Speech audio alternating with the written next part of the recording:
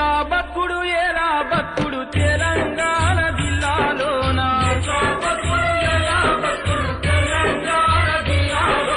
లాఠీ తూటల రాజ్యమాయ తెలంగాణ పల్లెలోన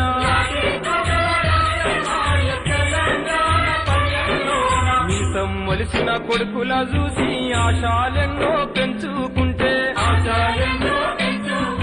చదువుకొని గొప్పోళ్ళయి సాతరని కలలు గంటే